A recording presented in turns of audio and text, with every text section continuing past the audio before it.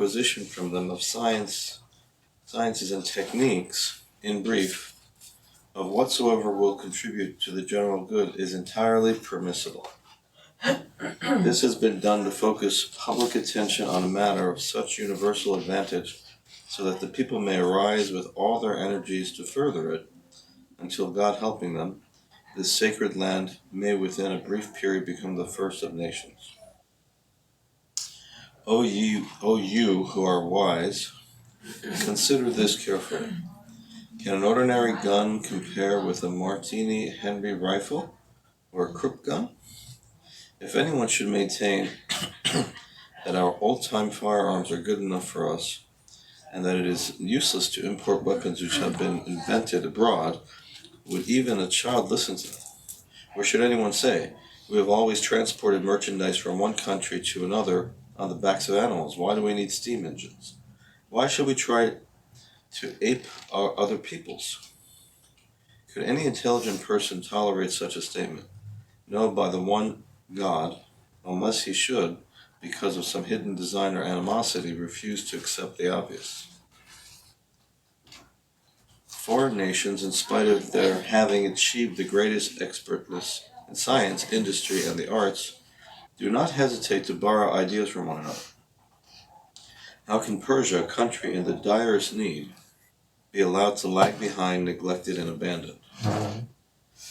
Those eminent divines and men of learning who walk the straight pathway and are versed in the secrets of divine wisdom and informed of the inner realities of the sacred books, who wear in their hearts the jewel of the fear of God, and whose luminous faces shine with lights of salvation, these are alert to the present need, and they understand the requirements of modern times, and certainly devote all their energies towards encouraging the advancement of learning and civilization.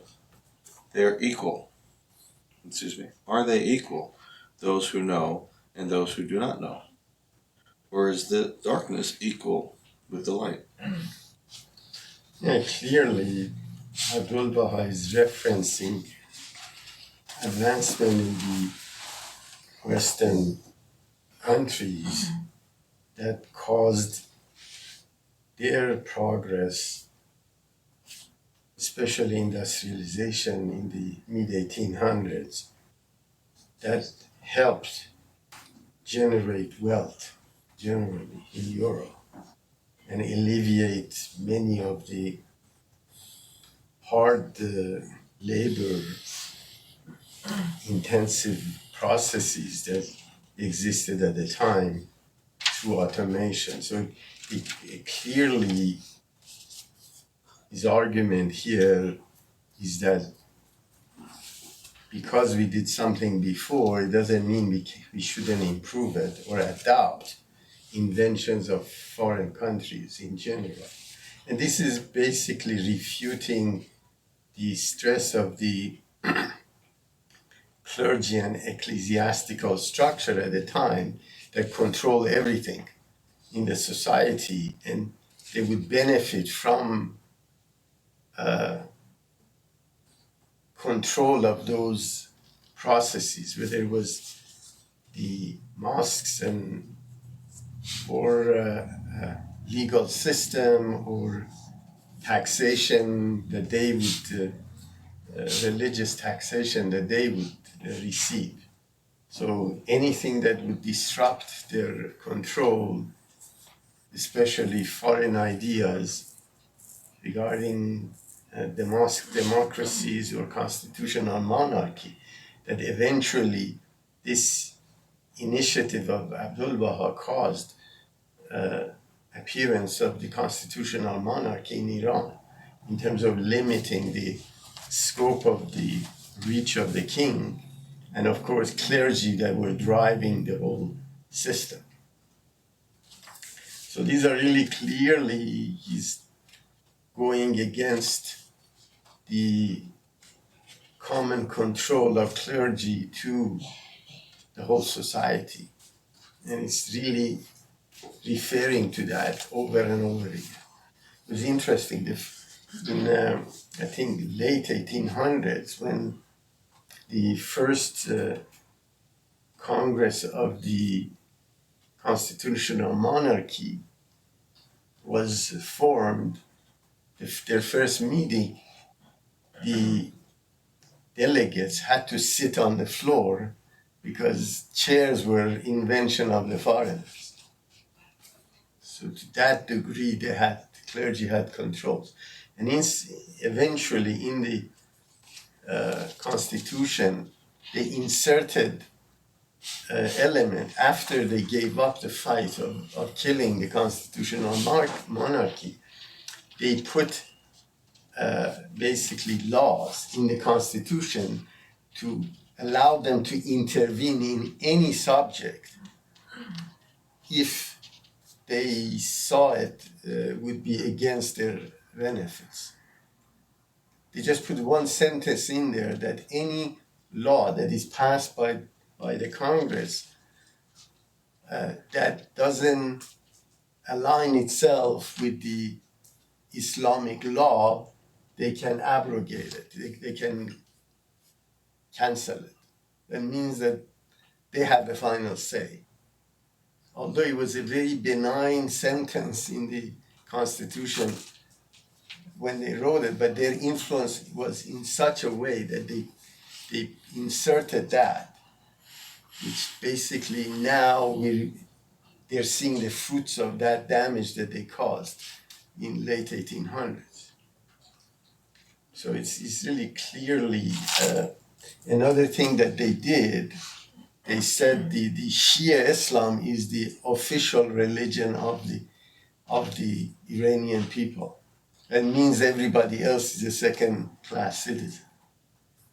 And they use these two insertion into the Iranian constitution that eventually allowed them to control the power. Basically, close to 160 years later. And they came to power through that process. These two things actually exist in the current Islamic Republic, right? Of course, that's the whole point. Yeah, so They contaminated the constitutional monarchy, and that is the source of the atrocities that they do today legally because of those elements in the Constitution. All right, let's read on. The spiritually learned are lamps of guidance among the nations, and stars of good fortune shining from the horizons of humankind. They are fountains of life for such as lie in the death of ignorance and unawareness, and clear springs of perfection for those who thirst and wander in the wasteland of their defects and errors. They are the dawning places of the emblems of divine unity, and initiates in the mystery of the glorious Quran. They are skilled physicians for the ailing body of the world. They are the sure antidote to the poison that has corrupted human society. It is they who are the strong citadel guarding humanity, and the impregnable sanctuary for the sorely distressed, the anxious and tormented victims of ignorance. Knowledge is a light which God casteth into the heart of whomever he willeth. For everything, however, God has created a sign and symbol, and established standards and tests by which it may be known. The spiritually learned must be characterized by both inward and outward perfections. They must possess a good character, an enlightened nature, a pure intent, as well as intellectual power, brilliance and discernment, intuition, discretion, and foresight, temperance, reverence, and a heartfelt fear of God. For an unlit candle, however great in diameter and tall, is no better than a barren palm tree or a pile of dead wood. The flower-faced may sulk or play the flirt, the cruel fair may bridle and coquette, but coyness in the ugly is ill met, and pain is a blind eye's a double hurt. An authoritative tradition states, as for him who is one of the learned, he must guard himself, defend his faith, oppose his passions, and obey the commandments of his Lord. It is then the duty of the people to pattern themselves after him. Since these illustrious and holy words embody all the conditions of learning, a brief commentary on their meaning is appropriate. Whoever is lacking in these divine qualifications and does not demonstrate these inescapable requirements in his own life should not be referred to as learned and is not worthy to serve as a model for the believers.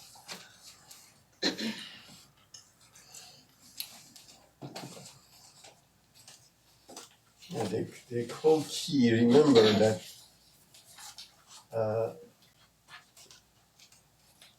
in mid-1800s or late 1800s, still majority of the population in Iran couldn't read or write. And here, Abdu'l-Baha is referring to those learned people, and even referring to some ecclesiastical or clergy that are learned and is following Quran, and is praising the learned people in general. And of course, later on he refers to those intellectuals that they were very rare at the time because there were no formal education in mid-1800s. And of course, level of poverty was quite high. So again, he's trying to make sure that he doesn't disrupt the formal structure of the learned people that knew Quran and had fear of God. So he's differentiating between those members of clergy that were truly adhering to Islamic doctrine. So he's not really pushing at the time the doctrine of Baha'i faith where there is no clergy at all. So it's interesting from that perspective that So what I see, I'm sorry, I'm just trying to make sure I'm following this. He's doing what he's doing in the whole book here is building arguments, right? right. And he's saying these spiritually learned lamps and praising and praising and praising. And then, however, if you're not, spiritually learned must characterize both inward and outward perfections, blah, blah, blah. If you're not, if you are, basically being otherwise, then it's even worse, essentially. Right. So he's praising the ideal religious clergy, and then he's kind of coming back and saying, you may not necessarily be those people if you're not actually acting the way you should be. Well, the qualification here is as for him who is one of the learned, he must guard himself, defend his faith, oppose his passion, and obey the commandments of his Lord. It is then the duty of the people to pattern themselves after him. So this is really the key in terms of this pious person that people are supposed to be followed. And ironically, majority of the clergy at the time had weren't following any of it, and they were fully corrupt. So these are really key elements that he's saying. Even if you have to follow pious people and learned people.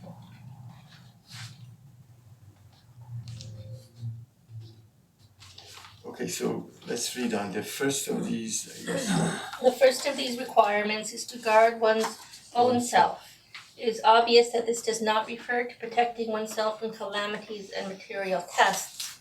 For the prophets and saints were each and every one subjected to the bitterest afflictions that the world has to offer, and were targets for all the cruelties and aggressions of mankind.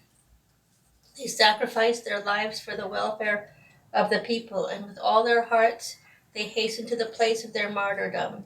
And with their inward and outward perfections, they arrayed humanity in new garments of excellent qualities, both acquired and inborn. The primary meaning of this guarding of oneself is to acquire the attributes of spiritual and material perfection. The first attribute of perfection is learning and the cultural attainments of the mind. And this eminent station is achieved when the individual combines in himself a thorough knowledge of those complex and transcendental realities pertaining to God, of the fundamental truths of the Quranic, political, and religious law, of the contents of the sacred scriptures of other faiths, and of those regulations and procedures which would contribute to the progress and civilization of this distinguished country. He should in addition be informed as to the laws and principles, the customs, conditions and manners, and the material and moral virtues characterizing the statecraft of other nations, and should be well versed in all the useful branches of learning of the day, and study the historical records of bygone governments and peoples. For if a learned individual has no knowledge of the sacred scriptures in the entire field of divine and natural science, of religious jurisprudence, and the arts of government, and the varied learning of the time, and the great events of history, he might prove unequal to an emergency. And this is inconsistent with the necessary qualification of comprehensive knowledge.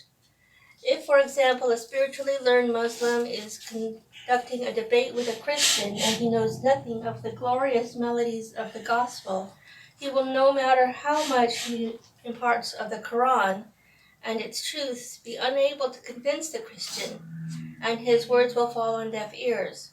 Should, however, the Christian observe that the Muslim is better versed in the fundamentals of Christianity than the Christian priests themselves, and understands the purport of the scriptures even better than they, he will gladly accept the Muslim's arguments, and would indeed have no other recourse. When the chief of the exile came into the presence of that luminary of divine wisdom, of salvation and certitude, the Imam Rida had the Imam, that mind of knowledge, failed in the course of their interview to base his arguments on authority appropriate and familiar to the exilarch, the latter would never have acknowledged the greatness of his holiness. Okay, so now we're saying Abdullah is trying to define who's a learned person that people have to follow. So this is, again, is referring to the person that is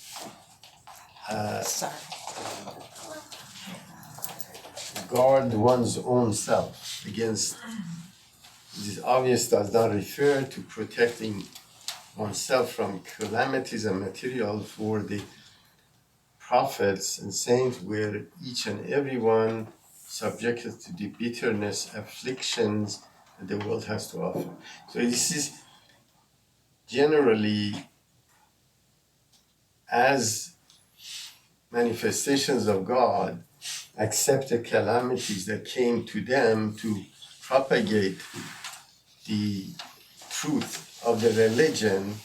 This pious person should, regardless of consequences, follow the truth and be judging and giving edict without benefit to himself. So he's trying to show that this person has to be open-minded, has to have knowledge of all branches of religions, basically be aware of the sciences and advancement of the humanity in all branches of science and so on and so forth. Now, why is he saying this? Is because the majority of the clergy at the time believed that all the necessary jurisprudence, which is the legal system, and human interaction, jurisprudence, can be basically extracted from Quran and Hadith, and there's no need to have more knowledge. So he's now refuting majority of the common belief that those learned people in the Islamic doctrine are the source of knowledge and no other knowledge is necessary. So this is really directly mentioning the depth of the knowledge of this pious person that you have to follow, who this person is. Especially here, when he's talking about truth of Quranic political and religious law, of the contents of the sacred scripture of other faiths. So this person that you're supposed to follow, that is pious and selfless and have knowledge of, deep knowledge of the Quranic political and religious law, is the one that you're supposed to follow, which obviously majority of the clergy and infrastructure that they created was based on superstition and basically traditions that was passed on and was corrupted to the degree that wasn't even recognizable. So these are the really key elements, although he's not discounting all the learned people, Islamic learned people as a whole, but he's putting such a high degree, a bar of education of who qualifies to be the leader that the people should follow. So these are really critical aspects. And now you see why clergies were against the Baha'is and Baha'i doctrine overall. I find it useful to put this in a relation to our own lives. We too should be very educated in different aspects, but also we should learn about the Quran and the Bible and Hindu texts and Buddhist writings and all of this, so that we too can, when we're teaching, bring all of this to the people that we know. Well, the bottom line is if you actually care about the person you're speaking with, you're going to learn what their point of view is. So if someone's a Christian and you're a Buddhist, you need to understand what the Christian's beliefs are so you can relate to them. And these people, these men of learning, that's their whole purpose in life, is to educate and elevate people to a higher religious moral standard. And if you don't actually understand where they're coming from, then what's the point? You're just spouting, telling people how smart you are in your own box. It doesn't make any sense. But the irony is that most of the followers of the various religions don't even know what their own, doctrines are. So as a Baha'i, you're most of the time you're educating them about their own, teachings. Which is a good way to bring them closer to you. Sure, Yeah. sure. Anyway, so the whole point is that now you have to see this writing came at a time where the clergy, first of all, Shah had the absolute power and absolute ownership of the assets, the land and lives of his subjects. The ecclesiastical structure was almost controlling everything else in terms of the legal system and moral control, and of course religious taxation that they did to support themselves. So they were quite penetrated the entire infrastructure of the country. So it's intriguing how much control they had. And obviously they were against modernization, whether it was public bath that they were against, or education, formal education, they were against it. Actually, the first Baha'is, first schools that were basically built in Iran for children was done by Baha'is.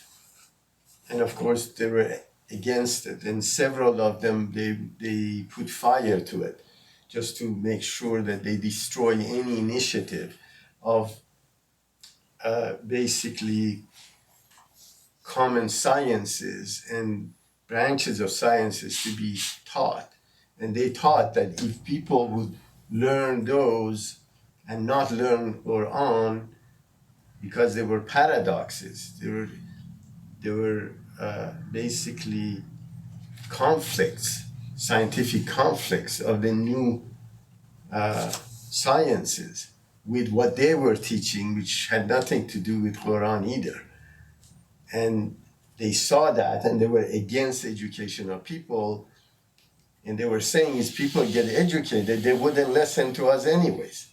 So the first thing we should do is prevent them from reading, being able to get educated. So this process, and we have to put ourselves in that time, where majority of people couldn't read or write. So how could you educate people if they can't read? And this is how they enslaved minds of people, the clergy. And they could entice them to do anything. All they had to do says, this fellow is against Islam, or this fellow is Baha'is, and they're endangering Islam, and people would attack and kill them.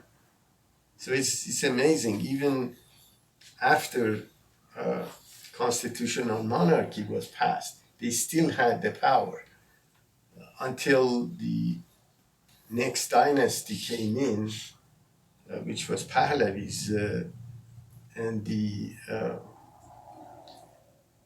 sense of modernization started in Iran. But it's clearly this shows that at the time even Abdul Baha couldn't tell people independently go and study and learn because they couldn't read or write.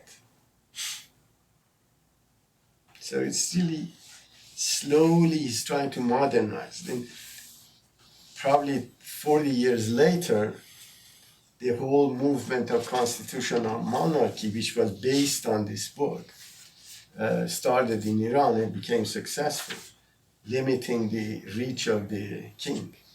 And the Congress, parliament was formed in Iran. Okay, divine civilization. Let's read on.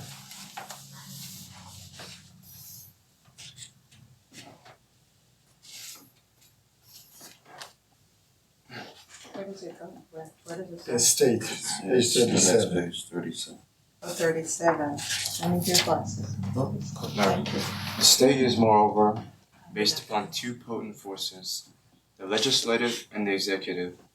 The focal center of the executive power is the government, while that of the legislative is the learned, and if this latter great support and pillar should prove defective, how is it conceivable that the state should stand, in view of the fact that at the present time such fully developed and comprehensively learned individuals are hard to come by, and the government and people are in dire need of order and direction? It is essential to establish a body of scholars, the various groups of whose membership would each be expert on one of the aforementioned branches of knowledge.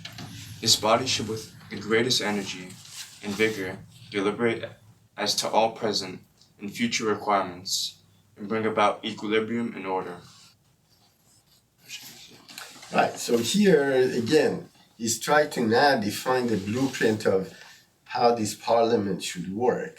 And they're clearly separating the legislative from the executive branch.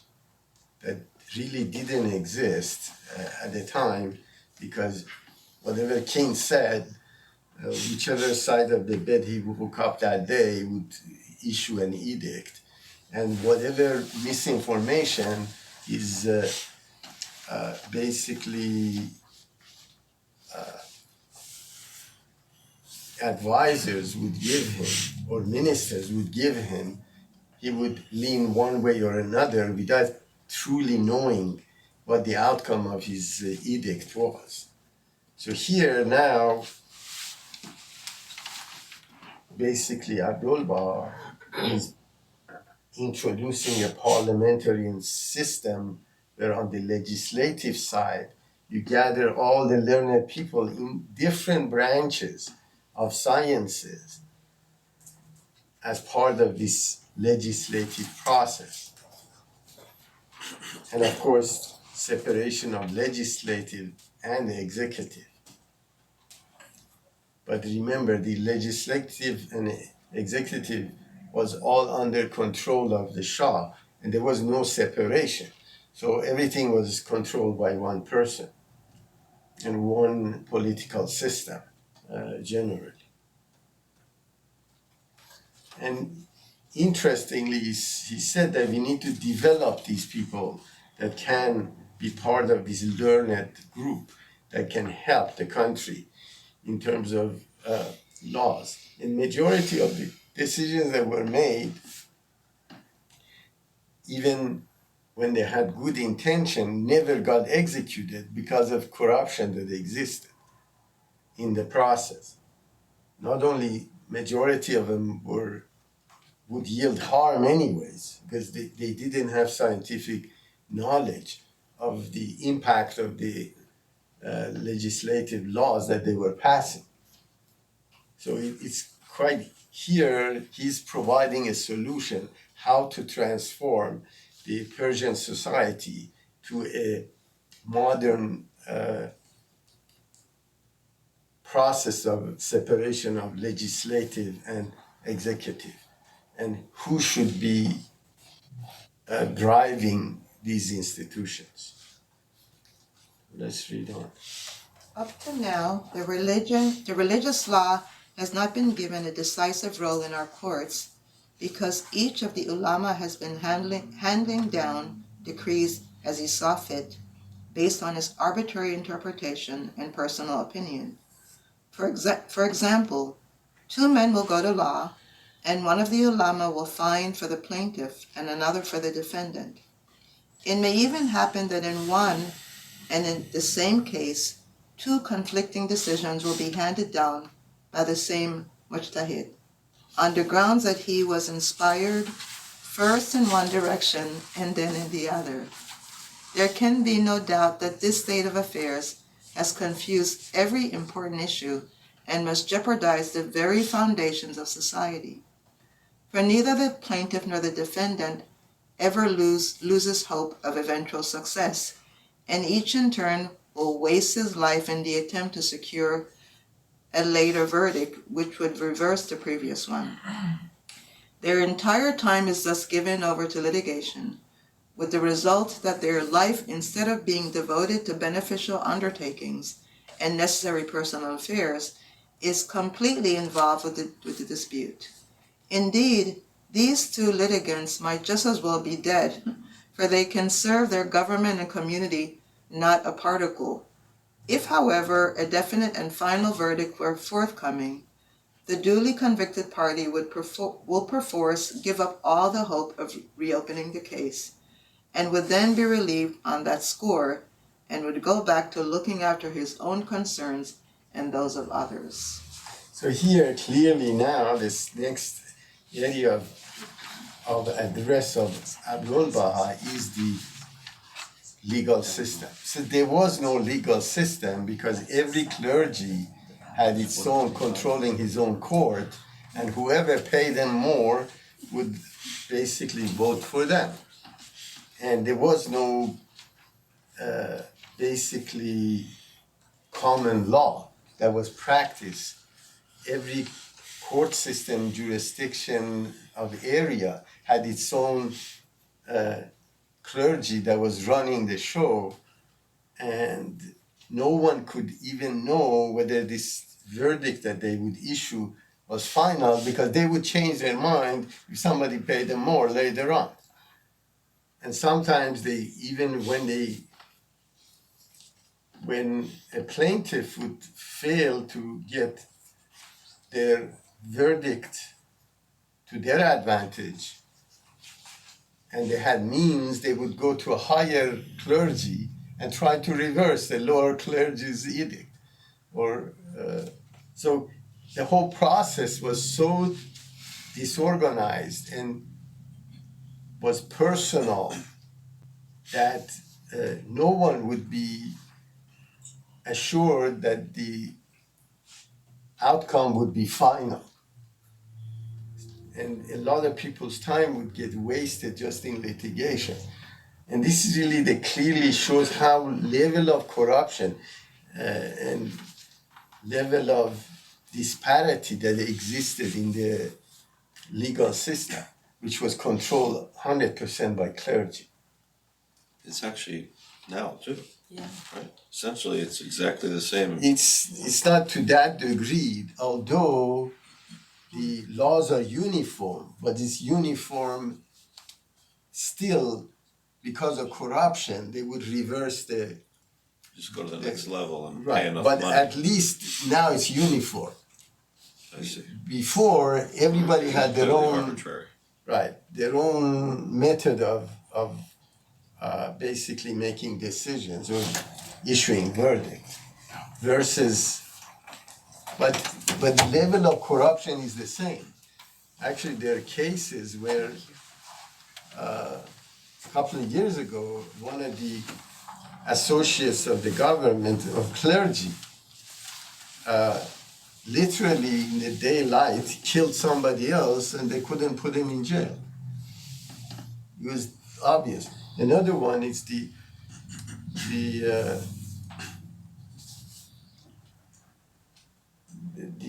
there's a art of chanting Quran, and they call them Qari. It's people who chant and they have the Quran by heart. And the most celebrated one in Iran was a pedophile, which was associated with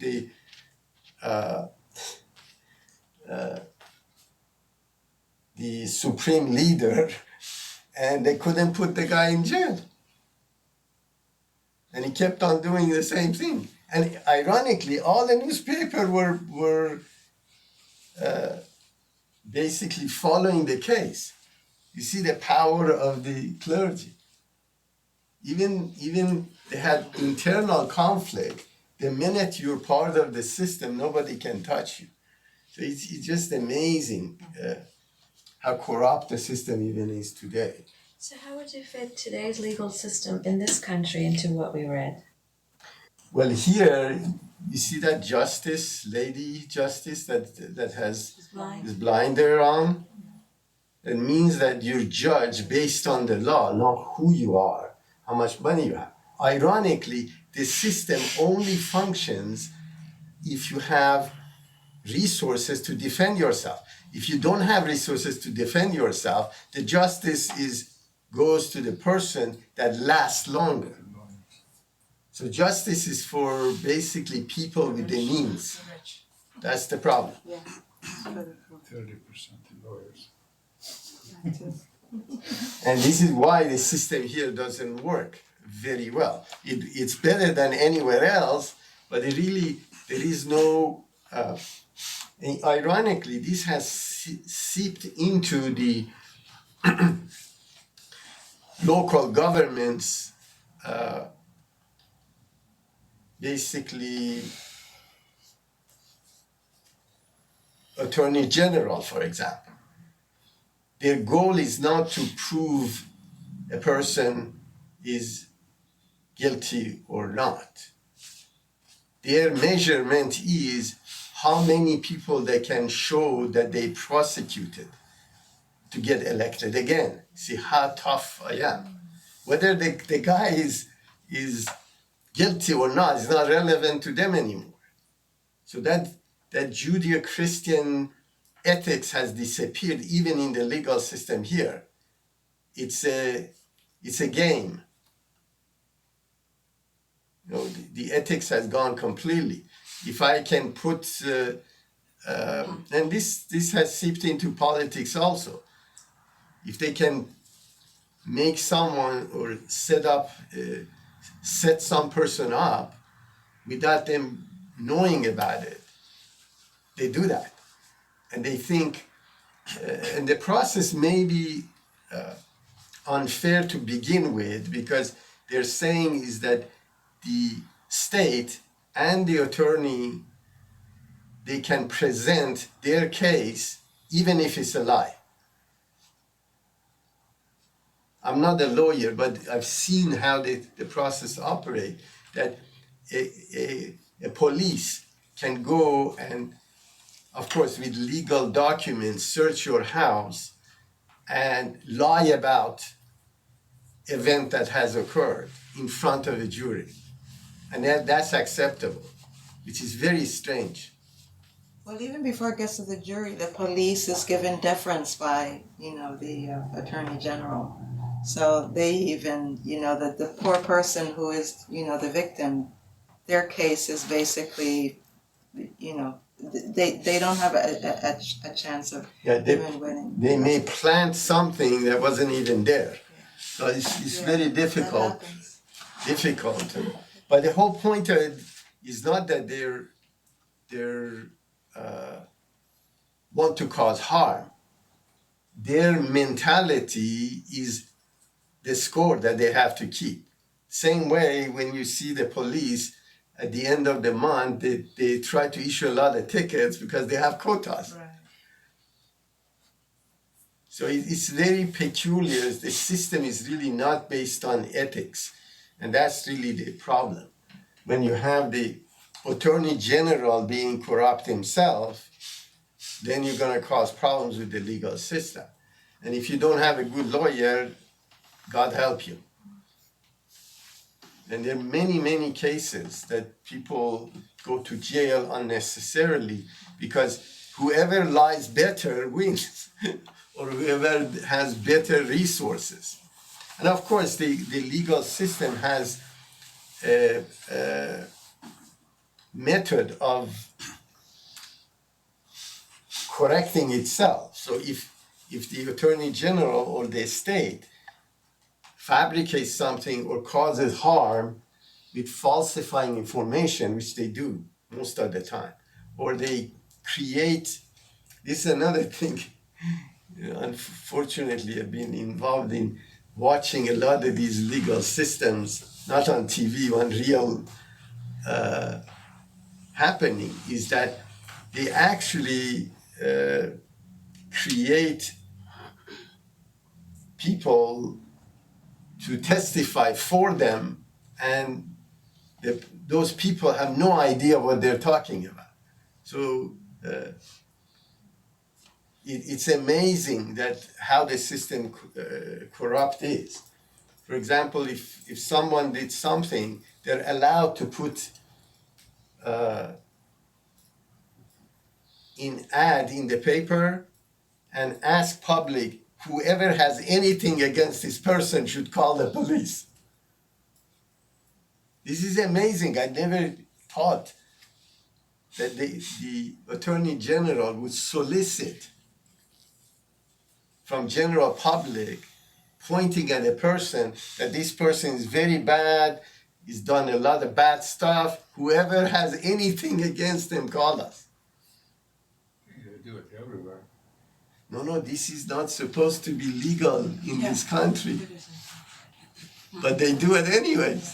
No, it's just amazing. So the whole point is that, again, obviously they're stretching the law, and fortunately there's a countersuit also. So there are a bunch of lawyers that are looking for mistakes of the attorney generals and going after, and their awards are tens of millions of dollars are given with the atrocities and the mistakes that the attorney generals make. So there are many of those as well. But the poor soul that gets caught and doesn't have resources in the process, he becomes or she becomes a statistics basically. Now they say, oh, I convicted 50 people this year, and my record is the best, and that's how they go advertise to get elected again. So that's the problem with when you take the ethics out of any system. Okay, let's read on. But it's not as Wild West that exists in Iran, for example, today. At least there is a method of seeking justice in this country. Where will they go? The third, Primary. Since the primary means for securing the peace and tranquility of the people, and the most effective agency for the advancement of high and low alike, is this all-important matter, it is incumbent on those learned members of the great consultative assembly who are thoroughly versed in the divine law to evolve a single, direct, and definite procedure for the settlement of litigations. I don't know what that means. What does that mean? which one? What we just read.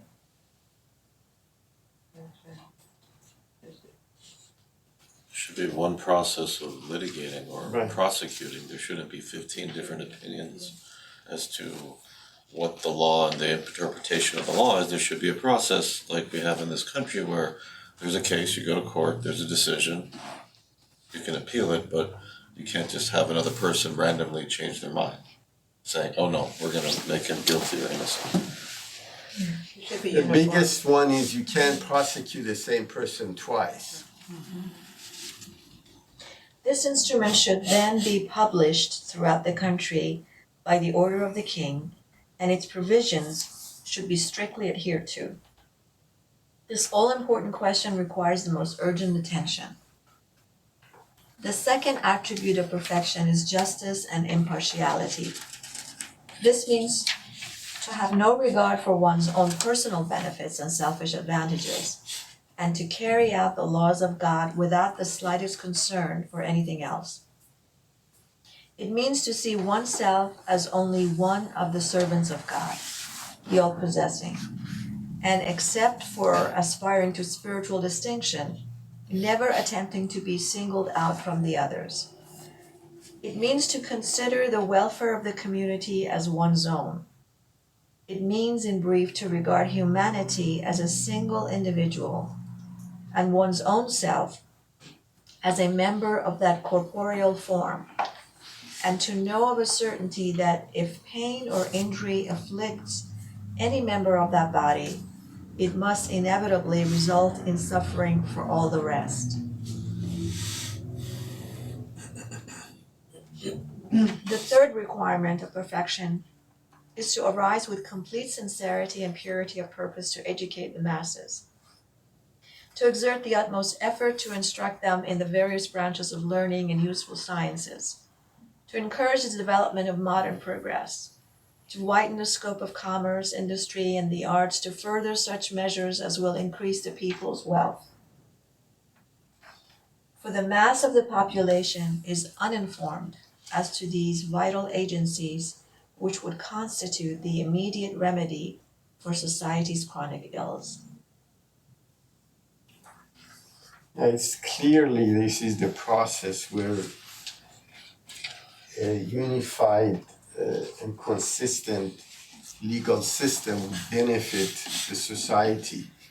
And again, it's emphasized the true goal of this legal system is to render justice. And this is really the goal, not basically scoring. It's difficult to put this in place though, because we're dealing with human beings, and human beings are ambitious. They're greedy sometimes. They're very difficult to be impartial on matters. It's not an easy thing to implement that he's asking It here. requires maturity. So, And as humanity, I think we're on that process, the path of maturing.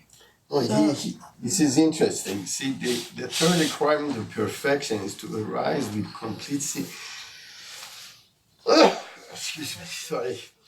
sincerity and purity of purpose to educate the masses. So again, if people don't know the laws, how could they comply with it? Right, and they don't know that Right. some person who's supposed to be dispensing justice is actually breaking the law, or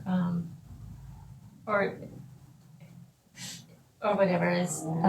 They can't like change it if they don't know what it is.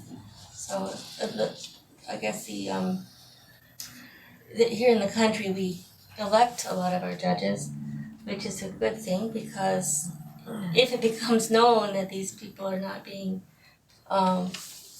good stewards of justice, we can change that. The problem is we don't. I mean, when I look at judges to elect them, I'm like, I don't know if they're doing a good job or not. How do you know? Or you could just have Donald Trump appoint the next judge.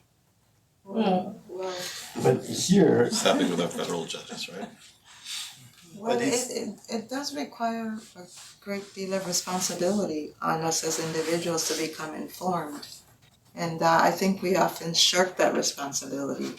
So, if you're gonna go vote for a judge, there are ways to find out what, their record is and so forth. So, there are means available to avail yourselves of, the record of that judge, So there are ways. It just requires, extra work. but at least here in this country, it's a separate branch of government. Right, yeah. And this is really the key. Yeah. So when you have, it's interesting in Iran, see how ridiculous it is. They have different groups that they have their own armies. They have their own court system also, which is interesting. They have their own source of income as well. So they have a country within a country.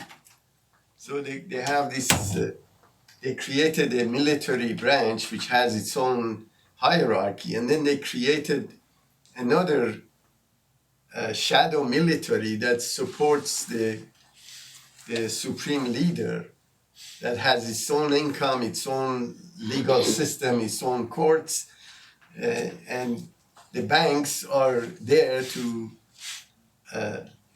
covertly support their activities. So the only thing that happens is just people get robbed. It's just amazing that all the activities that this is late 1800s, Abdul Baha brought in, they're all getting violated by these structures that the current clergy put in place to benefit themselves and do covert financing of insurgency in other countries. Just Perhaps amazing. That's, I don't know, even God's will that to let society, let the world know, one last ditch effort that this doesn't work. To put clergy in charge. I think it's a very cruel punishment.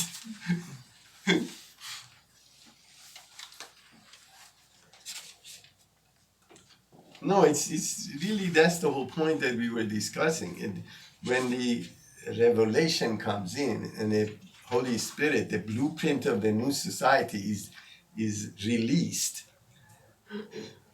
the consequences of violating it is very painful. And it's not done because God doesn't love or punishes people. It's because you're away from the protection of Holy Spirit. That's what happens, and people don't want to realize it.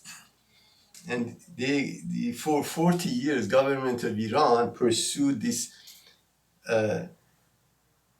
end of time philosophy of making everybody Shia Muslim eventually in the world, and that's when the Messiah and the Mahdi would come, and they caused bloodshed in the whole area because of this wrong philosophy, and they don't understand that basic Messiah has come already, has changed the process. And the reason their events doesn't work is because they're going against it. So it's when you're outside and you're looking at the situation, especially as a Baha'i, you can see exactly why they're not successful. And they never be successful. But it's gonna take a lot of pain for them or people to realize. And their end would be quite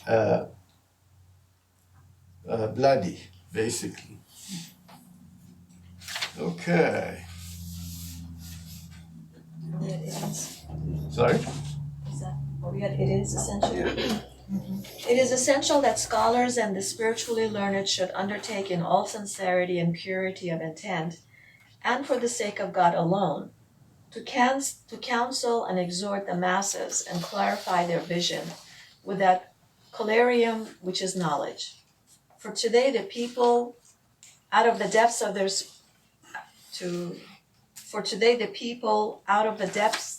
of their superstition, imagine that any individual who believes in God and his signs, and in the prophets and divine revelations and laws, and is a devout and God-fearing person, must of necessity remain idle and spend his days in sloth, so as to be considered in the sight of God as one who has forsaken the world and its vanities, set his heart on the life to come, and isolated himself from human beings in order to draw nearer to God.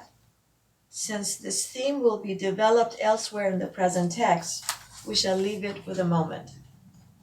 Other attributes of perfection are to fear God, to love God by loving his servants, to exercise mildness and forbearance and calm, to be sincere, amenable, clement, and compassionate, to have resolution and courage, trustworthiness and energy, to strive and struggle, to be generous, loyal, without malice, to have zeal and a sense of honor, to be high-minded and magnanimous, and to have regard for the rights of others. Whoever is lacking in these excellent human qualities is defective. If we were to explain the inner meaning of each one of these attributes, the poem would take up 70 mounds of paper. So it's clearly the whole system became a materialistic system. And especially in the court system, the bribery, the false testifying was common, and everybody expected that. So it's amazing to live in a society where nothing is real, and you're not certain of your tomorrow.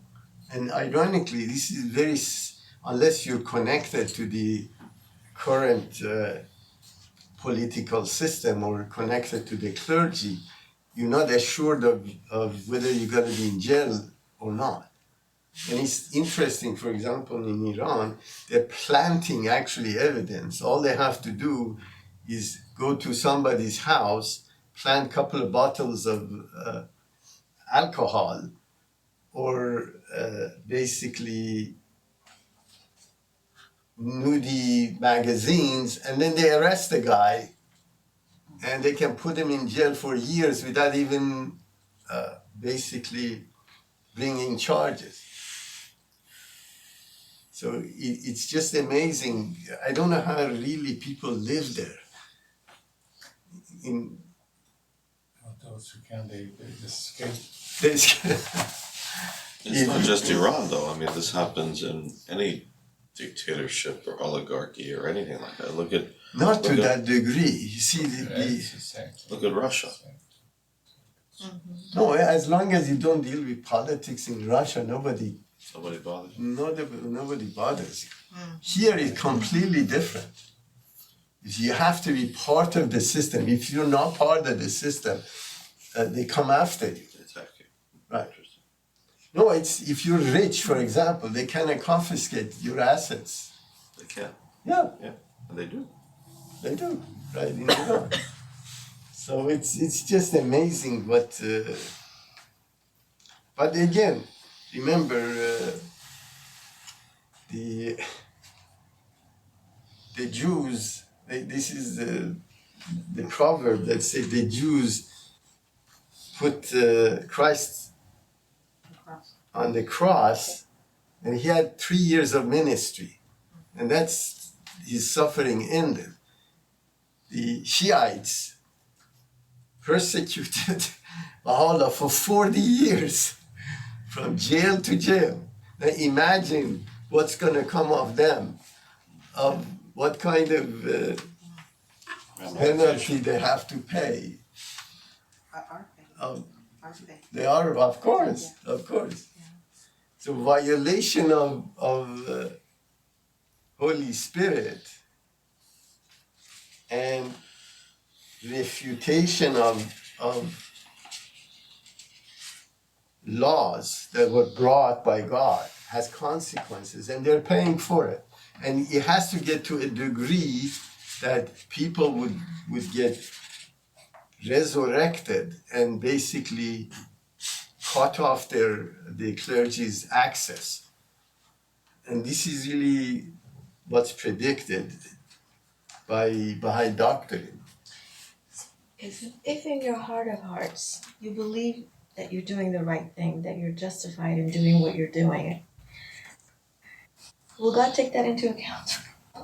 Not really. See, you say, if I have a good intention of killing somebody because they think that they're gonna kill me, and that's not true, you committed murder. Very simple. Ignorance Does is your not bliss. question come from that there's a principle in Islamic tradition, whereby there if is- you're intense or pure, for example, in persecuting someone who's not of the book, then you will be your actions are considered to be justified and you'll be forgiven. Well, remember, this has nothing to do with Quran. There is Right. a lot of Shia doctrine or Sufi doctrine that seeped into the religion, which had nothing to do with Quran. They invented a lot of stuff, the superstition, to justify their atrocities today. The supreme leader goes openly, actually professes that the West is scared of us being able to enable people to fight and bring Islam to the forefront. And they say that, yeah, we did it, we're doing it, and we think the future of the world would be these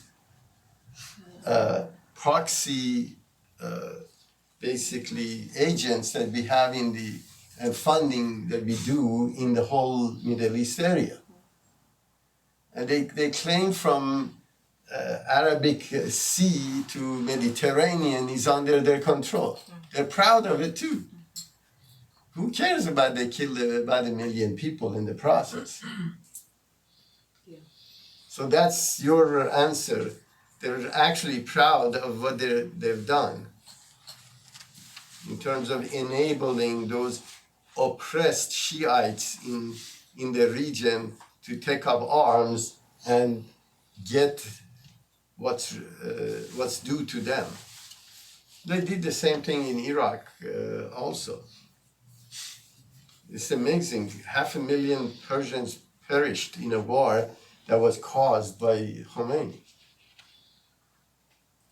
It just so these are penalties you pay when you go against Holy Spirit, or you basically commit atrocities against the God's manifestation, and they're paying the price dearly. They're paying the price.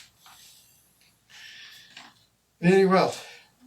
I say it's interesting in the paragraph second to the last one on page 40, where Abdu'l Baha talks about the, people's superstition, what they consider to be, when he says that if, they think that anyone who believes in God and in his signs and in the prophets, and he says that they're devout and God-fearing person, must of necessity remain idle and spend his days in sloth. It's almost like Abdu'l Baha is directing his comments to the clergy, who are these, fit this very description, who isolate themselves from the people and don't do anything effectively.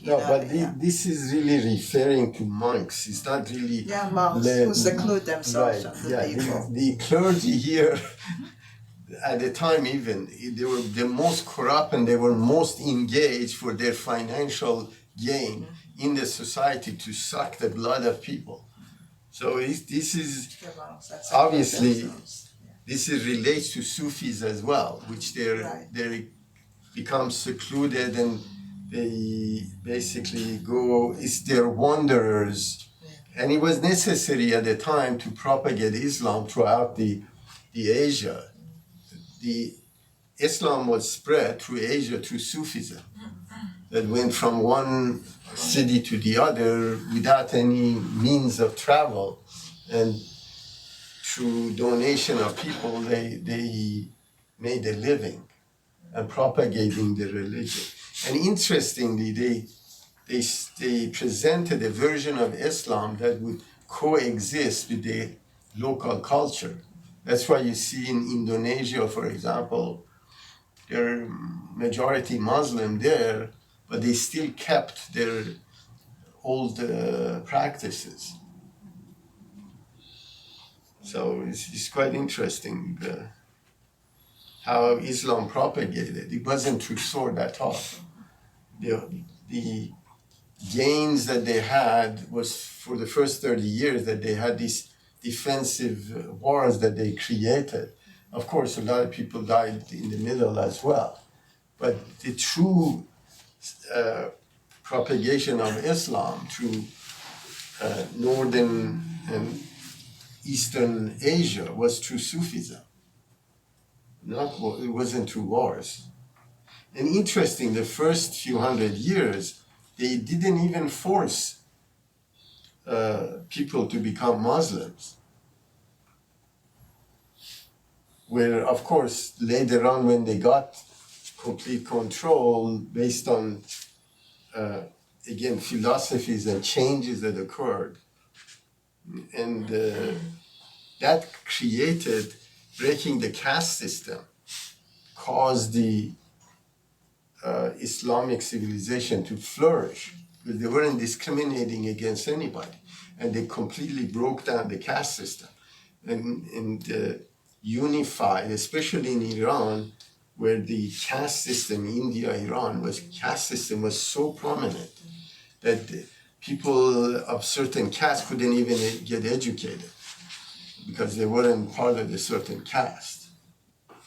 So the abolishing these barriers to civilization, Islam propagated, but they weren't looked at as conquerors.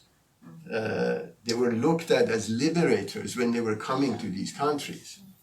But of course, the zenith of it, when you go to the 12th centuries, after that, when Ghazali is one of the Sufi school of thought, that they went back to the original, that everything comes from Quran and no other sciences is needed. Then they started to purge the other trains of thought or any modernization. And then the civilization died. After that, slowly, basically died away. So it's quite intriguing where people are moving away from the core of the Holy Spirit and add their own invention. The religion slowly dies out.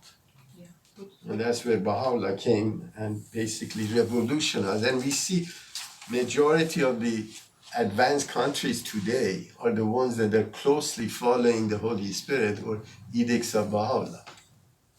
Countries like Switzerland, for example, or Belgium, or Italy. Italy, I'm afraid They're not. They're not. it wasn't a good example. But she loves Italy. Yeah. But it's definitely a response. It definitely shows us why, progressive revelation occurs, with the decline of the religion, the purity of the teachings, and the need for God to send another manifestation. It becomes very evident, why that's needed. And it's ongoing, it never stops. Yes, it's an eternal process. So the legal system that is described here is not a game of winning and losing, state versus defendant. See, that's the key, is that it's the process is that he described is to get to the truth, to render justice. Now, even in the United States, the justice has no meaning. It's a question of who wins and who loses. Who has the most money? Well, that dictates who wins and who loses. sure. But if you had a justice system that were after the truth, you wouldn't need to have money to defend yourself. Sure. They wouldn't bring cases that are false against you. And this is really the key. And that's why Baha'u'llah says justice is bewailing its plight. It's bewailing its plight. It sees that it's not being exercised by the people. So it's moaning and groaning because, Well, this same thing happens in the politics today. Everybody lies. So the poor person that's supposed to select or vote, they don't know who to believe, because Allah mentions the prostitution of the news media. It is very interesting. That means whoever pays, the newspaper prints there, or whoever can get more, basically, Advertising. right, of course. But I think the difficulty is that even if you have a so-called honest politician, because the framework itself is corrupt. There are, but if the framework itself is corrupt, it's difficult to work within a system that's poisoned. So it's very difficult for an individual who is honest to even succeed in trying to make sincere efforts, because the system itself is so poisoned. So the system itself is. Well, that's the whole point. And ironically, when we're looking at somebody who wrote this in late 1800s, and we're still suffering from not following the blueprint of new society today, with all the means and legal brains that we have in the United States. It's really sad to see that the ethics of Judeo-Christian has disappeared from this country. All right, thank you very much, and hopefully see everybody next time. Arrivederci. Hasta mañana. How did you get with the Ciao. Oh my goodness. 22 people. 22 hours, 22 people. Fair complete. The people, I was watching these people. They were working Yeah. 20, 2 hours continuous working. Even for lunchtime, they were just having pizza and work. 22 people. We started yesterday 7 a.m. and we finished 4 a.m. last night. So I was a standing watch. I see. Very good. Yeah, it was, but it's It's running done well. all